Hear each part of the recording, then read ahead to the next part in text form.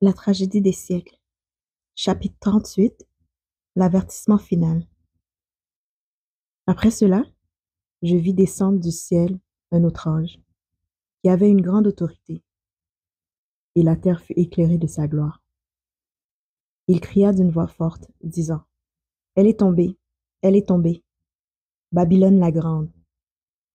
Elle est devenue une habitation de démons, un repaire de tout esprit impur, un repaire de tout oiseau impur et odieux. J'entendis du ciel une autre voix qui disait, sortez du milieu d'elle, mon peuple, afin que vous ne participiez point à ses péchés, et que vous n'ayez point de part à ses fléaux.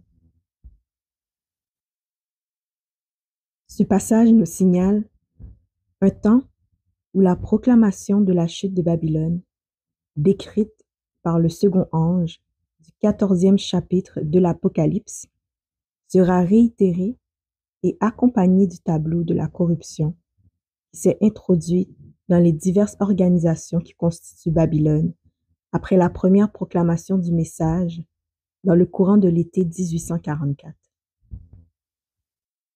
Nous avons ici une description effrayante de l'état du monde religieux. À chaque rejection de la vérité, les esprits deviendront plus enténébrés et les cœurs plus obstinés, pour aboutir à une impiété effrontée. En dépit de tous les avertissements divins, on s'obstinera à transgresser l'un des commandements du décalogue et on finira par persécuter ceux qui le tiennent pour sacré. Mépriser la parole et le peuple de Dieu, qui équivaut à rejeter Jésus-Christ. En accueillant les enseignements spirites, les églises supprimeront tout frein religieux. Il en résultera que la profession de christianisme ne sera plus qu'un manteau servant à couvrir des actions ignobles. La croyance aux phénomènes spirites, ouvrant la porte aux esprits séducteurs et aux doctrines de démons, les églises subiront l'influence de mauvais anges. Au temps de l'accomplissement de cette prophétie, il sera dit de Babylone, ses péchés se sont accumulés jusqu'au ciel, et Dieu s'est souvenu de ses iniquités. Elle a comblé la mesure de ses transgressions. Sa destruction est imminente. Mais Dieu a encore un peuple dans Babylone. Avant l'heure du châtiment, ses fidèles seront appelés à en sortir pour ne point participer à ses péchés et échapper à ses fléaux. De là, l'avertissement symbolisé par l'ange qui, descendu du ciel, éclaire toute la terre de sa gloire et dénonce avec véhémence les péchés de Babylone et fait retentir cet appel. Sortez du milieu d'elle, mon peuple. Ces proclamations constituent, avec le message du troisième ange, l'avertissement final donné aux habitants de la terre. Le monde va au-devant d'une terrible crise. Les nations de la terre, coalisées pour faire la guerre au commandement de Dieu, décréteront que tous, petits et grands, riches et pauvres, libres et esclaves, sont tenus de se conformer aux usages de l'Église en observant un faux jour de repos. Quiconque s'y refusera sera passible de peine civile et finalement déclaré digne de mort. D'autre part, la loi divine enjoignant l'observation du jour du repos du Créateur exige l'obéissance et menace de la colère de Dieu, celui qui en transgresse les préceptes. La question étant ainsi posée, fouler aux pieds la loi de Dieu pour obéir à un décret humain équivaudra à recevoir la marque de la bête. Ce sera accepter le signe de soumission à une autorité autre que celle de Dieu. Or, l'avertissement du ciel déclare, si quelqu'un adore la bête et son image et reçoit une marque sur son front ou sur sa main, il boira lui aussi du vin de la fureur de Dieu, versé sans mélange dans la coupe de sa colère. Mais nul ne sera l'objet de la réprobation divine avant d'avoir eu l'occasion de connaître la vérité et de la rejeter. Une foule de gens n'ont pas encore entendu la vérité spéciale destinée à notre temps. L'obligation d'observer le 4e commandement ne leur a jamais été présentée sous son vrai jour. Celui qui lit dans les cœurs et voit tous les mobiles ne permettra pas que ceux qui aiment la vérité ignorent l'enjeu et les conséquences du conflit. Le décret ne surprendra personne. Chacun recevra suffisamment de lumière pour pouvoir prendre position en connaissance de cause. La question du jour de repos, le point de la vérité particulièrement contesté, sera la grande pierre de touche de la fidélité. Lorsque les hommes seront soumis à cette épreuve finale, une ligne de démarcation claire et précise sera établie entre ceux qui servent Dieu et ceux qui ne le servent pas. D'une part, l'observation du faux jour de repos, conformément à une loi de l'État opposée au 4e commandement, constituera la soumission à une autorité en conflit avec celle de Dieu. Et d'autre part, l'observation du vrai jour de repos, selon la loi de Dieu, sera une preuve de fidélité au Créateur, tandis que les uns, en acceptant le signe de leur soumission au pouvoir terrestre, prendront la marque de la bête. Les autres, en choisissant le signe de la fidélité à l'autorité divine, recevront le sceau de Dieu. Jusqu'ici, le propagateur du message du 3e ange ont été considérés comme de simples alarmistes. On a qualifié de vaines et d'absurdes leurs prédictions annonçant que les États-Unis glisseraient un jour dans l'intolérance religieuse, l'État et l'Église unissant leurs efforts pour persécuter les observateurs des commandements de Dieu. On a hautement affirmé que jamais ce pays ne reniera son passé et qu'il restera toujours le champion de la liberté religieuse. Mais au moment où l'obligation d'observer le dimanche sera sérieusement agitée, lorsqu'on verra s'approcher l'événement déclaré chimérique, le message du 3e ange provoquera un effet qu'il n'aurait pas pu produire auparavant. En chaque génération, Dieu a chargé ses serviteurs de censurer le péché, tant dans la société que dans l'Église. Mais le monde aime à entendre des choses agréables et supporte mal la pure et sainte vérité. Au début de leur œuvre, bien des réformateurs s'étaient promis d'user d'une grande prudence en dénonçant les péchés de l'Église et de la nation. Ils espéraient, en donnant l'exemple d'une vie pure et chrétienne, ramener le monde aux doctrines bibliques. Mais l'Esprit de Dieu s'empara d'eux, comme d'elle lorsqu'il censura les iniquités du roi impie et d'un peuple apostat. Ils ne purent s'empêcher, en dépit de leurs scrupules, de faire entendre les déclarations des Écritures. Ils éprouvaient l'obligation de prêcher la vérité avec zèle et de signaler le péril que couraient les pécheurs. Ils avaient courageusement prononcé les paroles que le Seigneur leur avait dictées, et les populations avaient été contraintes d'entendre l'avertissement. C'est ainsi que le message du 3e ange sera proclamé. Quand le temps sera venu, où celui-ci devra retentir avec plus de puissance, le Seigneur agira par d'humbles instruments qui se seront consacrés à son service. C'est par l'onction du Saint-Esprit, plutôt que par la culture obtenue dans les écoles, qu'ils seront qualifiés en vue de leur mission. Des hommes de foi et de prière, poussés par une force irrésistible et animés d'un saint zèle, iront annoncer la parole que Dieu leur confiera. Les péchés de Babylone seront dévoilés, les terribles conséquences résultant des lois religieuses imposées par l'autorité civile, les ravages du spiritisme, les progrès insidieux, mais rapides de la puissance papale, tout sera démasqué. Ces avertissements solennels remueront les masses. Des milliers et des milliers de personnes qui n'auront jamais entendu de pareils apprendront à leur grande stupéfaction que Babylone est l'Église déchue à cause de ses erreurs, de ses péchés et de son refus d'accepter des vérités envoyées du ciel. Lorsque les gens demanderont des éclaircissements à leurs conducteurs spirituels, ceux-ci les présenteront des fables et prophétiseront des choses agréables pour calmer leurs craintes et tranquilliser leur conscience réveillée. Et comme plusieurs se refuseront à accepter une simple déclaration humaine et exigeront d'eux un clair et précis, ainsi parle l'Éternel. Ces conducteurs religieux, à l'instar des pharisiens d'autrefois, qui irritaient la récusation de leur autorité, dénonceront le message d'avertissement comme venant de Satan et pousseront les foules à malmener et à persécuter ceux qui le proclament. La controverse gagnera des régions nouvelles où l'attention du monde sera attirée sur la loi de Dieu, foulée aux pieds.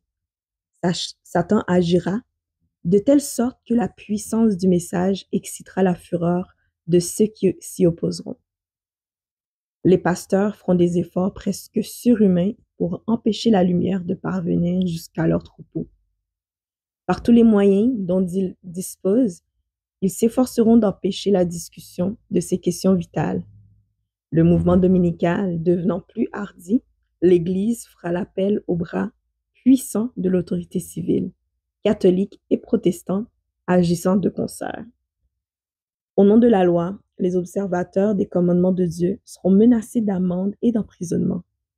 Quelques-uns se verront offrir des situations influentes, des récompenses et des avantages matériels. Loin de renoncer à leur foi, ils reprendront invariablement comme Luther. Montre-nous par la parole de Dieu que nous sommes dans l'erreur. Ceux qui seront traduits devant les tribunaux plaideront éloquemment en faveur de la vérité et gagneront l'adhésion de plusieurs de ceux qui les entendront. La lumière parviendra ainsi à des milliers d'âmes qui autrement n'auraient pas eu l'occasion de la connaître. L'obéissance fidèle à la parole de Dieu sera qualifiée de rébellion. Aveuglés par Satan, des parents se montreront intraitables envers leurs enfants croyants. Ils déshériteront et chasseront de leur foyer. Des maîtres opprimeront leurs serviteurs fidèles à Dieu. Ces paroles de saint Paul s'accompliront littéralement. Tous ceux qui veulent vivre pieusement en Jésus-Christ seront persécutés. Leur refus d'observer le dimanche les exposera à la prison, à l'exil et au mauvais traitement. Au point de vue humain, tout cela paraît maintenant impossible, mais lorsque la puissance du Saint-Esprit se retirera de la terre et que le monde sera entièrement sous l'empire de l'ennemi, on verra des choses étranges. Le cœur humain peut devenir bien cruel lorsque la crainte et l'amour de Dieu ont été bannis. À l'approche de l'orage, un grand nombre de personnes ayant professé la foi au message du troisième ange, mais qui n'auront pas été sanctifiées par l'obéissance à la vérité, changeront d'attitude et passeront dans les rangs de l'opposition. En s'unissant au monde et en participant à son esprit, elles en viendront à envisager les choses à peu près sous le même angle. Aussi, devant le danger, seront-elles toutes disposées à choisir le chemin la plus facile? Des hommes capables et éloquents qui s'étaient réjouis dans la vérité se serviront de leur talent pour circonvenir et détourner les âmes, et ils deviendront les ennemis les plus acharnés de leurs anciens frères. Quand les observateurs du sabbat seront traînés devant les tribunaux pour y rendre raison de leur foi, ces apostats véritables agents de Satan seront les plus empressés à les accuser, à les calomnier et à leur aliéner les sympathies des juges par leurs mensonges et leurs insinuations. Durant cette période de persécution, la foi des serviteurs de Dieu sera soumise à une rude épreuve. Ils auront fidèlement donné l'avertissement en s'appuyant uniquement sur Dieu et sur sa parole, contraints de parler par l'Esprit du Seigneur, stimulés par un saint zèle et par une puissante impulsion d'en haut. Ils auront fait leur devoir sans calculer les conséquences de leurs paroles. Ils n'auront songé ni à leur intérêt temporel, ni à leur réputation, ni à leur vie. Et pourtant, l'orage de l'opprobre et de l'opposition venant à fondre sur eux, quelques-uns seront prêts à s'écrier dans leur consternation. Si nous avions prévu les conséquences de nos paroles, nous serions tués. Entourés de difficultés, en but au plus rude assaut du diable, la mission qu'ils ont entreprise menaçant de les écraser, ils perdront leurs enthousiasmes. Mais ne pouvant retourner en arrière, ils se jetteront dans les bras du Tout-Puissant. En se souvenant de leurs paroles ne venait pas d'eux, mais que c'est Dieu qui a mis dans leur cœur cette vérité qu'ils n'ont pu faire autrement que de proclamer. Des preuves semblables ont été le lot des hommes de Dieu des siècles passés. Wycliffe, Hus, Luther, Tyndale, Baxter, Wesley demandaient que toute doctrine fût soumise à l'épreuve des Saintes Écritures et se déclaraient prêts à renoncer à tout ce que la Bible condamne. La persécution s'abattit sur eux avec une rage inlassable, mais sans réussir à leur faire taire la vérité. Chaque période de l'histoire de l'Église a été marquée par quelques vérités adaptées aux besoins de l'époque. Ces révélations nouvelles, en but à l'opposition et à la haine, ont toujours été accueillies par les âmes pieuses. Quand le Seigneur, en une heure de crise, donne une vérité spéciale à son peuple, comment refuser de la proclamer? Il ordonne maintenant à ses serviteurs de faire entendre au monde le dernier appel de miséricorde. Ce serait un péril de leur âme que les ambassadeurs du Christ garderaient le silence. Pourvu qu'ils fassent leur devoir, ils n'ont pas à s'inquiéter des conséquences. Dieu s'en occupe. Lorsque l'opposition deviendra plus violente, les serviteurs de Dieu seront très perplexes. Ils se demanderont s'ils n'ont pas eux-mêmes précipité cette crise, mais leur conscience et la parole de Dieu leur donneront la certitude qu'ils auront bien agi et ils seront fortifiés pour supporter leur épreuve.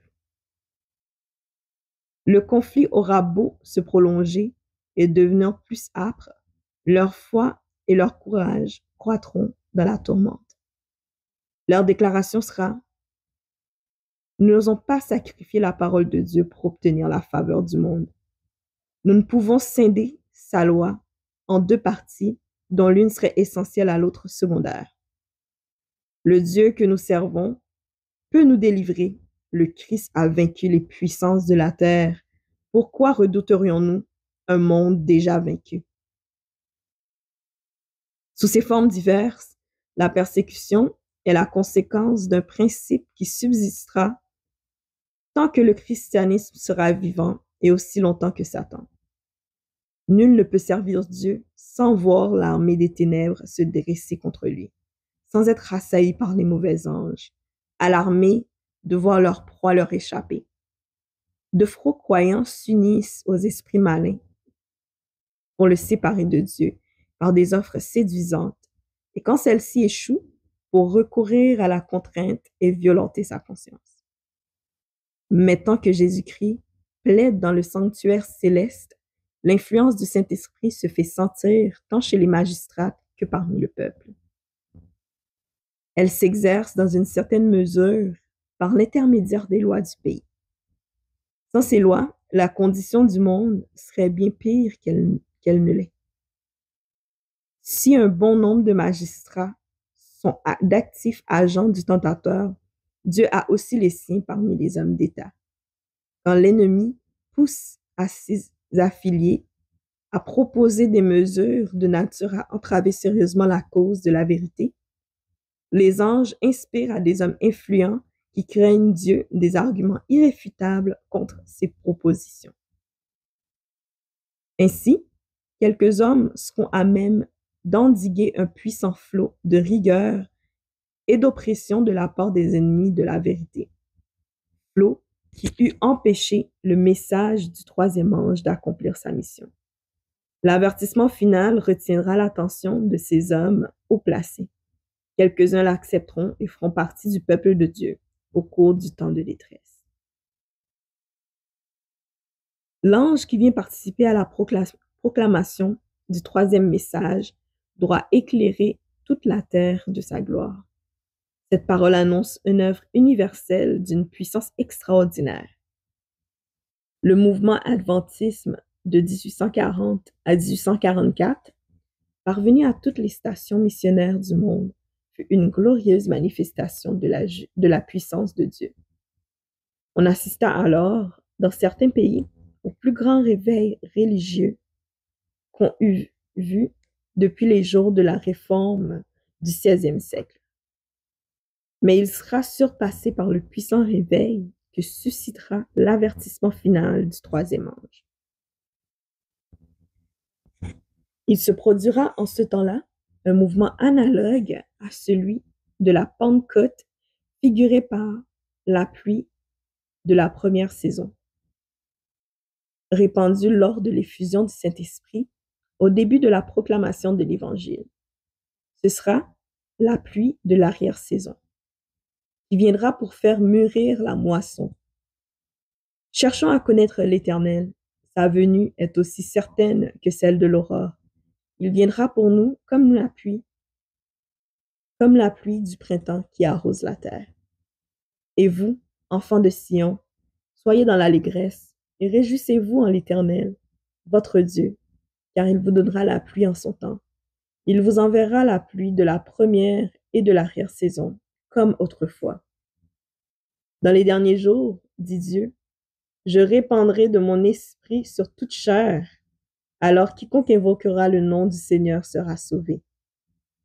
La proclamation de l'Évangile ne se terminera pas avec une puissance inférieure à celle qui a marqué ses débuts. Les prophéties qui s'accomplirent par l'apparition de la pluie de la première saison doivent trouver leur contrepartie dans la pluie de l'arrière-saison à la fin des temps.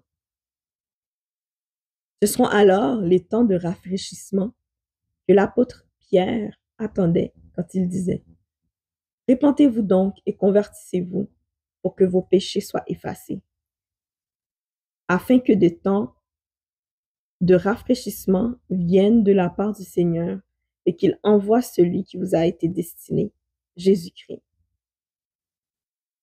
Les serviteurs de Dieu, le visage illuminé d'une sainte consécration, iront de lieu en lieu proclamer le message céleste. Des milliers de voix le feront retentir dans toutes les parties du monde. Des malades seront guéris, des miracles et des prodiges accompagneront les croyants. Satan, de son côté, opérera des miracles trompeurs jusqu'à faire descendre le feu du ciel sur la terre à la vue des hommes. Ainsi, les habitants de la terre seront mis en demeure de prendre position. Ce n'est pas tant par des arguments que par une profonde conviction, inspirée par le Saint-Esprit, que sera proclamé l'avertissement. Les preuves auront été produites. La semence jetée auparavant portera alors des fruits. Les publications répandues par des zélés croyants auront exercé leurs influences. Plusieurs de ceux qui n'avaient pu comprendre la vérité la saisiront pleinement et s'y conformeront. Des rayons de lumière pénétreront alors en tout lieu. La vérité paraîtra dans toute sa clarté et les âmes honnêtes briseront les chaînes qui les asservissaient. Les relations de famille et d'église ne pourront plus les retenir. La vérité leur sera plus précieuse que toute autre chose. En dépit des puissances liguées contre la vérité, nombreux sont ceux qui se décideront à suivre le Seigneur.